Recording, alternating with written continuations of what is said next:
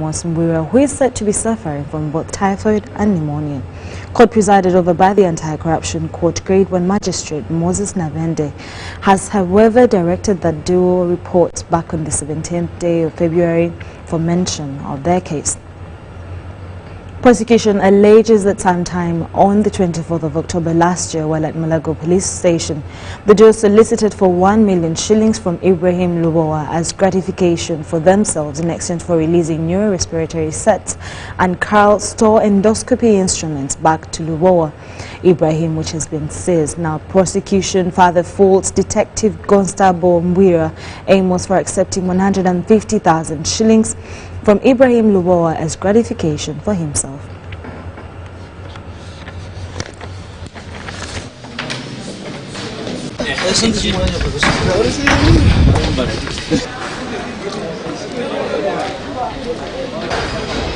Paid for fair terms, and the court has released them on fair terms, cash and other conditions. So they are supposed to report back in court on 17th of February. 500 is fair, is what court has granted, and we think that is fair. The sureties have been bonded to 4 million, not cash, so which we believe is affordable. But we think the officers have no reasons to run away or escape. They will be there to face justice because we believe in their innocence.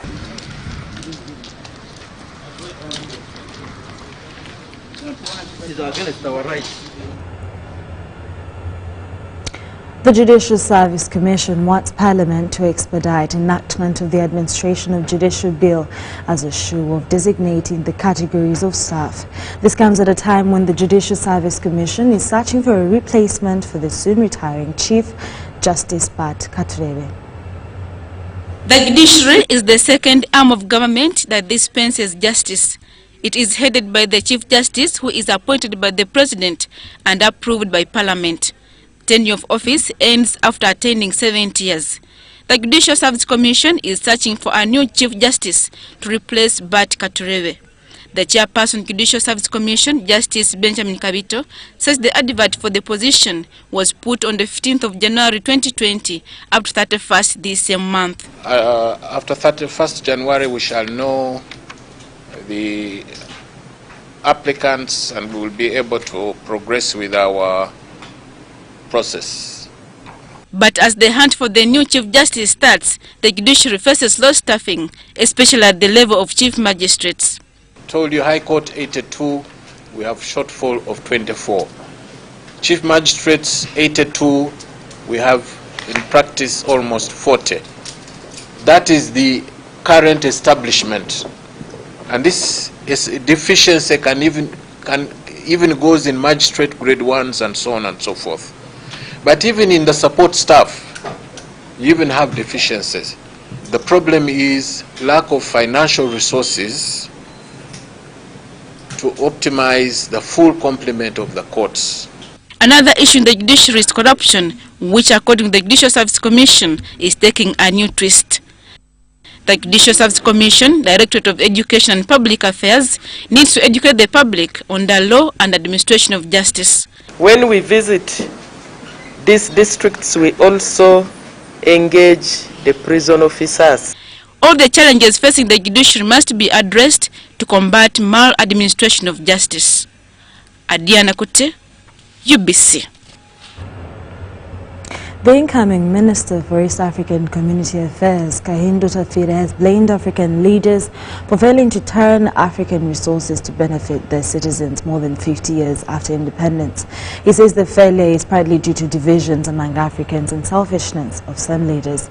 Mr. Tafire made the remarks while receiving the instruments of power from his predecessor, Rwanda Uganda, in Kampala District. The best of luck. At the handover ceremony in the Ministry for East African Community Affairs, incoming Minister Kahindo Tafire described himself as an African patriot who wishes to see the whole continent integrate. Me, I'm an African. I'm not a Ugandan patriot, I'm an African patriot. And I respect Uganda because it's a province of my country, Africa. Me, I work for my dream, my cherished goal is to see African unity. If we can get the East African community up on its feet functioning, I will have achieved the first step towards the unity of Africa. Our biggest problem is that we Africans have been steeped in sovereignty over countries that were created for us in Berlin. We are glorifying artificial creations we call countries. We forget that at one time we were one people with a common destiny. He says Africa is gifted with resources, but decried the failure by some leaders to turn African resources into hope for other citizens. It's a shame when you see Africans drowning in the Mediterranean, going to resource-exhausted Europe, running away from resource-rich Africa, just because 50 years after independence, we, the leaders of Africa, have failed to turn the wealth of Africa into comfort for our people.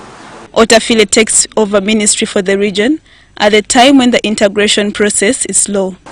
I may have been part of those who conceptualized the idea of East African community as Minister for Regional Cooperation.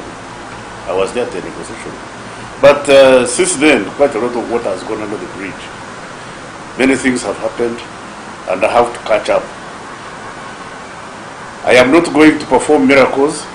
I only want to lay an extra brick. Outgoing Minister and the second Prime Minister, Rwanda Uganda, tasked Otafire on political integration of EAC, which he says has moved slower than he expected. I have been telling my staff that when I was being sworn in by the President, he emphasized that this is your baby. We have done the custom union, the common market, the finance is okay. So your job is to ensure that you federate. And that has been my mission here. And if you don't federate in your heads, you cannot federate elsewhere. Lydia Chomkama and Aguta Philip for UBC. Thank you, Lydia and Aguta.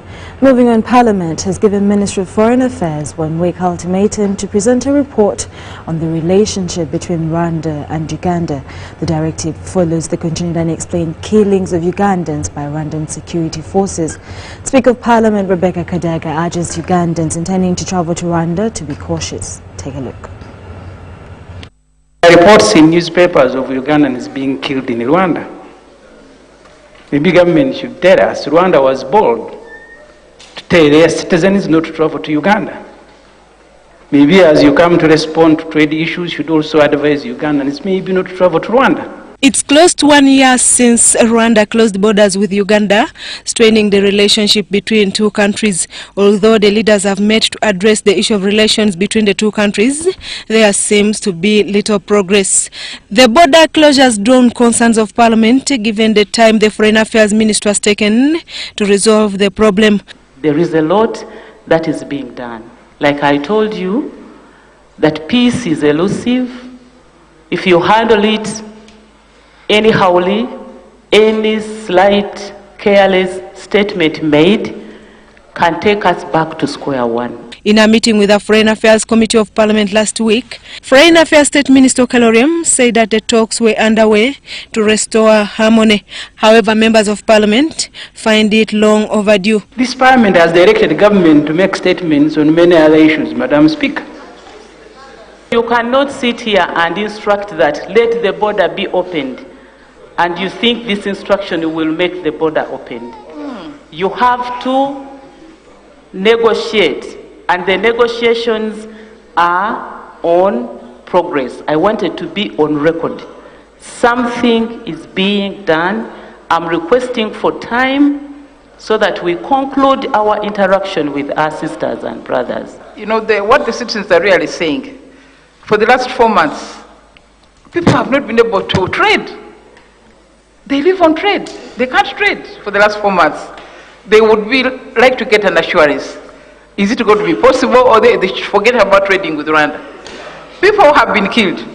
So they want to know, should we go or should we remain in our side of the lane? Early this week, however, 3 Ugandans were killed at the Uganda's border with Rwanda. Speaker of Parliament Rebecca Kadaga says the standoff could interfere with the East African integration.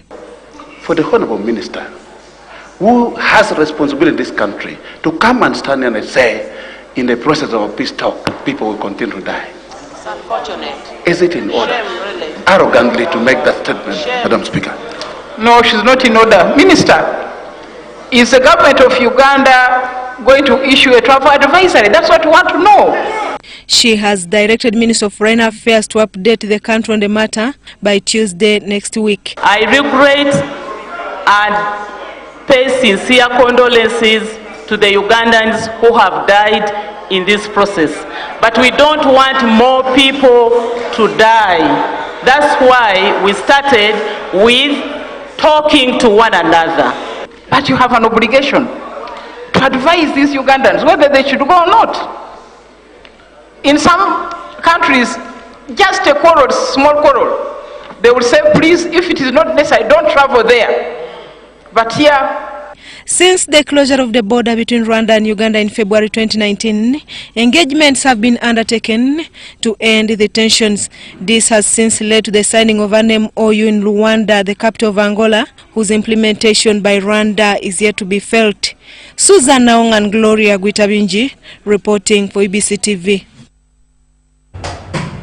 Parliament has given Minister of Agriculture an ultimatum of 1 week to present a comprehensive report on why it has failed to manage animal diseases. Now, the Speaker of Parliament, Rebecca Kadaga, questions why the issue of quarantine is unresolved. Between livestock farmers following their attempt to cross cattle into Rwemiyaga market, which police had closed after quarantine. This prompted the arrest of Rwemiyaga legislator Theodore Sechikubo, who was accused of defying the directive.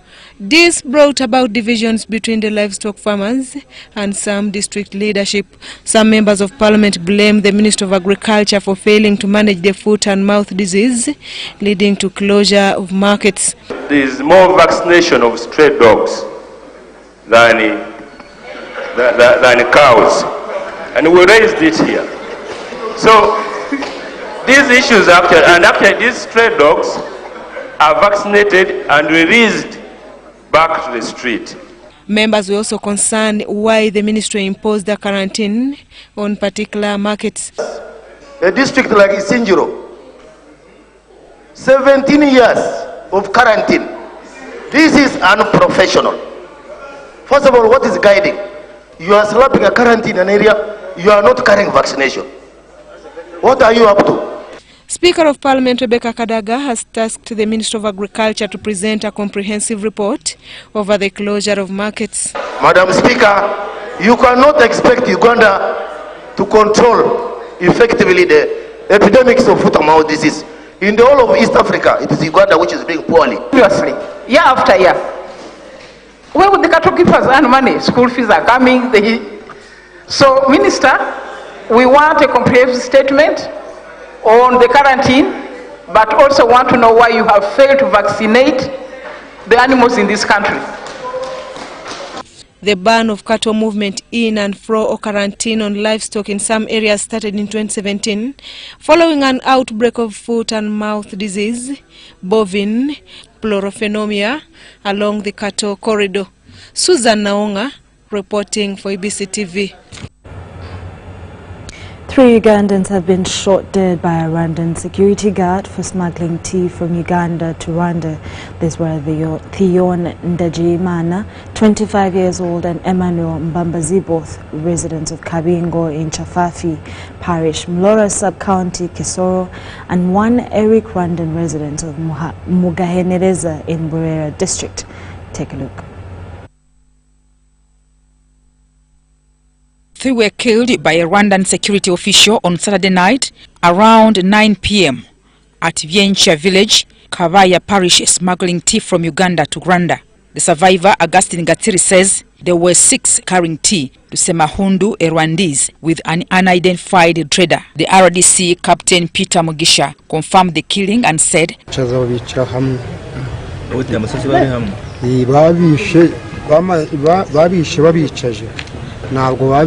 communicated to the Minister of Presidency, and I understand the Minister of Presidency has now communicated with the Minister of Foreign Affairs and the Ambassador to Rwanda so that they can bring the dead body.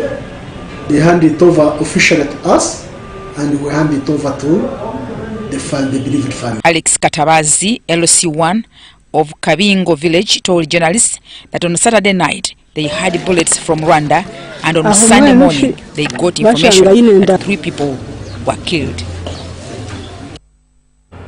Well, may their souls rest in eternal peace. Moving on from that, security agencies in Uganda and DRC have been advised to work hand in hand with Ugandan Wildlife Authority to fight poaching and illegal trade in ivory. Program Manager, Uganda International Fund for Animal Welfare, Linga Moses, said during the joint meeting between the 2 countries. We have a detailed report on this story. Uganda Wildlife Authority officials and that of Congo have been asked to fight poaching. Program Manager, Uganda International Fund, Eiru Olinga, says wildlife contributes a lot to both countries, calling upon security officers to fight against poaching, illegal trading of ivory, and trafficking of wild animal products. Issues of trafficking today are not localized to countries. They have gone across borders of international countries. They have also gone across borders of continents. Eiru was addressing a joint meeting between Uganda and Democratic Republic of Congo held at Globe Hotel in Kasese town. He said Uganda had been painted negatively as a poaching designation internationally, affecting the tourism sector. But over time we've told them that when you talk about wildlife, you are talking about economy. If you are saying UPDF, the uniform you wear, the salary you get, the arms you use come from money that is generated from tourism. He added that courts in Uganda were not taking cases of poaching and illegal trading in ivory as a serious matter, but because of awareness and training programs, there is some improvement. Santala Shakoma, Assistant Director, Birunga National Park in Democratic Republic of Congo, thanks Uganda Wildlife Authority for the good work. Mutanyi Helda, UBC. Enjoy convenience today with Airtel Money School Pay. Dial *185#, select option 6, school fees, select option 2, school pay, select option 1, pay fees, enter student number, enter the amount, enter the PIN number to complete payment. Beat the back to school hustle today. Pay school fees conveniently using Airtel Money. Airtel Money, simple, instant, secure. Airtel, the smartphone network. Have you completed Senior 4 or Senior 6 and you want to do a 2-year certificate or a diploma course?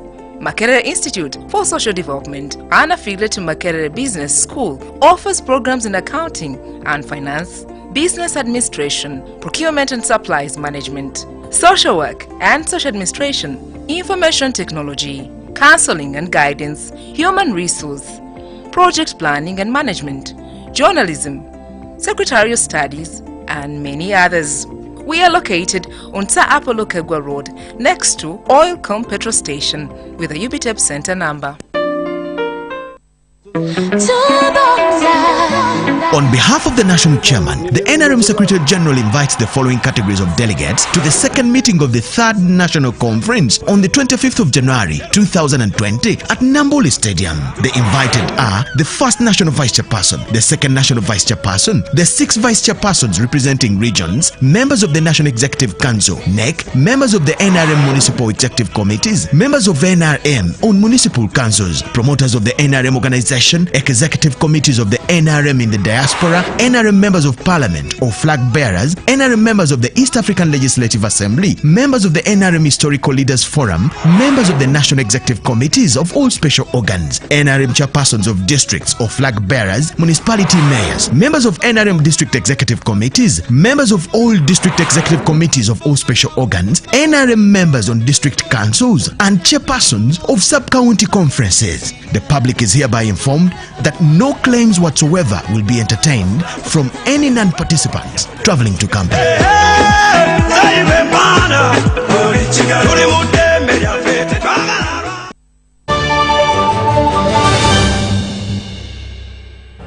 Welcome back from that short commercial break. In our business stories, as farmers prepare for the beginning of season, Minister of Agriculture, Animal Industry and Fisheries has advised farmers to target seeds that are climate tolerant.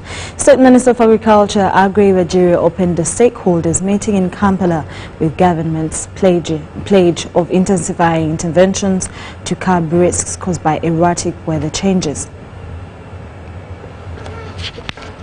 Remains government priority as over 70% of Ugandans rely on agriculture for a livelihood. State Minister for Agriculture, Animal Industry and Fisheries, Agri Wajiri, says the role played by private sector in improving production and productivity is fundamental in improving livelihoods of communities.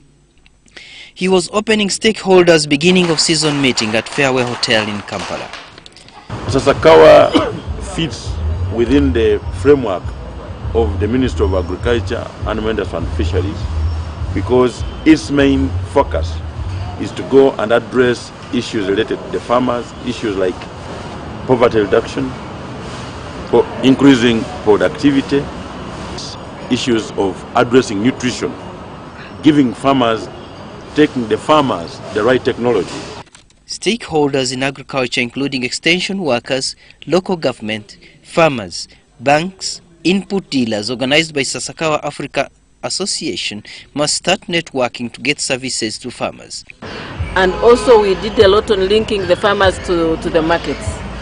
But we also have the various models that the farmer learning platform, that's where of course we do the demonstrations, but we also have the community seed multiplication. The Regional Director, Sasakawa Africa Association, Dr. Mel Olwatch, says that the technologies that improve agriculture are still lacking in post-harvest handling and access to markets. Now, what we've been doing basically is helping farmers to produce different crops by increasing their productivity. But at the end of the day, most of these farmers cannot market their products because of so many factors involved. Quite often they don't even know where the markets are. There has been constant rains, flooding in many parts of Uganda throughout the 2 seasons last year that destroyed crops like cassava, potatoes, tomatoes and maize. The Department of Crop Extension at the Ministry of Agriculture has laid strategies to assist farmers. They are planning this year to recruit another batch of extension workers. And we believe even, okay, they may not be enough, but we are also developing a number of models to see that technologies reach the farmer. Minister of Agriculture plans to reach farmers with strategies to address emerging diseases, pests and crop varieties. Abiona Francisco, UBC News. The Uganda Export Week has entered day 2 at Hotel Africana with the clinic recommending improvement in quality of services to boost value to export services. We have a story. Export services refer to people from abroad seeking services available in Uganda. It was discovered that there are other areas like hotels, banks, logistics, insurance, universities, shipping that have potential to widen revenue base. We must produce something that we can sell in the market. All the countries that have developed have sold something in the market. It is not possible that you sit and drink and come in the evening singing all the songs, and then you beat your wife and sleep, and you think money will come to your home. You never get out of poverty. And one of the ways is to export. One of the ways is to export. all the countries that have made it out of poverty and have developed, I don't know any other country that has become rich without exporting a product or a service. The business clinics are sent on the need to improve visual packaging of services, branding, sensitization, more funding to ICT, and improving methods of training and attracting more private players. But I know in the world, and all of you know in the world, that number one which moves, and that is through stock exchanges, New York, London Stock Exchange, Singapore, and Hong Kong, and wherever, is the money. Number two is services. Number three is merchandise exports. So services are important in bringing just a lot of money. And sometimes some of you who are in IT, you know, you can just, after you have made your innovation or invention, you can just make it as an attachment. You don't even need to get a lorry to transport it. You just get an email, attach, send. Other events under the same flagship provide Ugandans with information on exports. The camp at Imperial Hotel emphasizes manufacturing and value addition. One of the things that we see that is holding back the manufacturing sector is the issue of infrastructure, the issue of financing, the issue of information, to which the board is focused on. Government goods and services stand at 18% of exports. However, more effort is needed to create markets abroad. Sandra Kahundiagawa, UBC Business.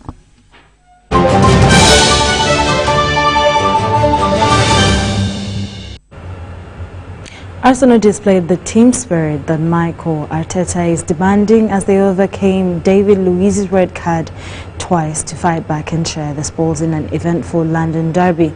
Luiz was sent off against his former club for shoving Tammy Abraham in the penalty area as the Chelsea striker looked set to score following a terrible back pass by Shkodran Mustafi, where the game was scoreless.